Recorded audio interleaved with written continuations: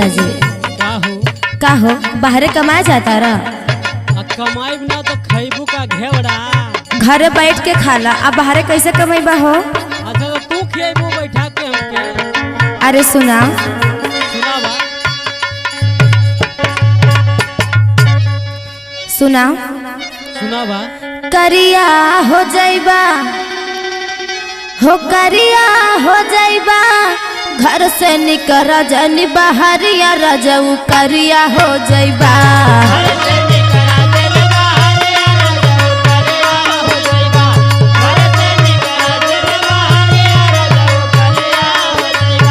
हो करिया हो जाइबा, करिया हो जाइबा, घर से निकर जनी बहरिया रजऊ करिया हो जाइबा।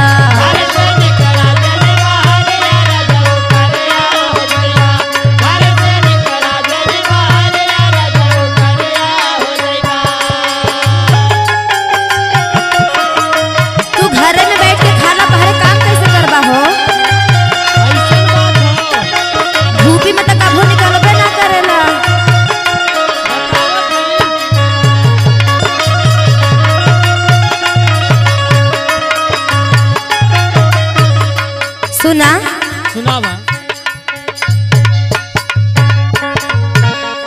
तू इधर कामे ना कर पावेला बाहरे कैसे करबा? काहे हो?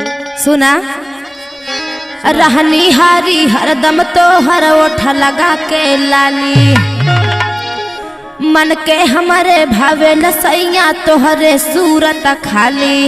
अच्छा आई बा निक लगेला चेहरा मन के हमारा भैबा।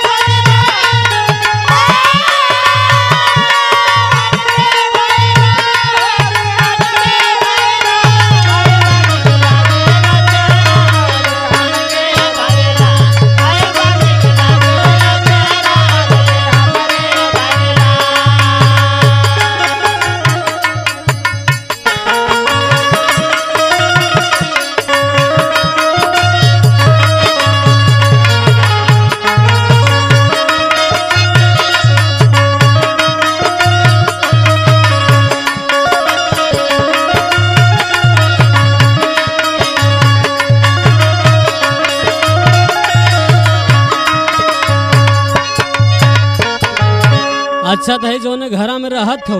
हाँ ये तो हर दादा के बनोले हुआ। अरे ना बनोले हैं, हम तारे भलाई खाते कहा थे ना। अच्छा हाँ सुना, अरे तोहार तो कुल हमारे ना बा, तो का दूसर के वाके ले। हाँ तो काहे कहत हो कि कमवे ना करेला? तोहरे भलाई न बोलत है तो बेकार लगता।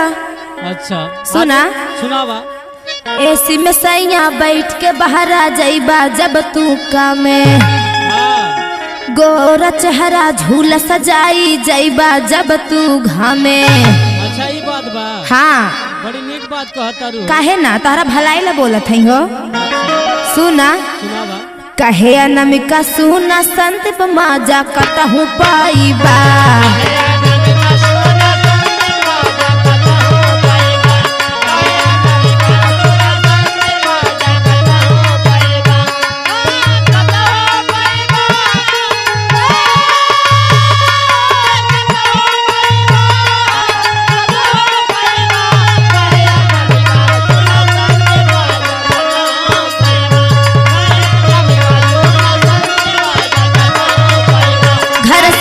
रजनी बहरिया रजऊ करिया हो जाइबा, घर से निकर रजनी बहरिया रजऊ करिया हो जाइबा।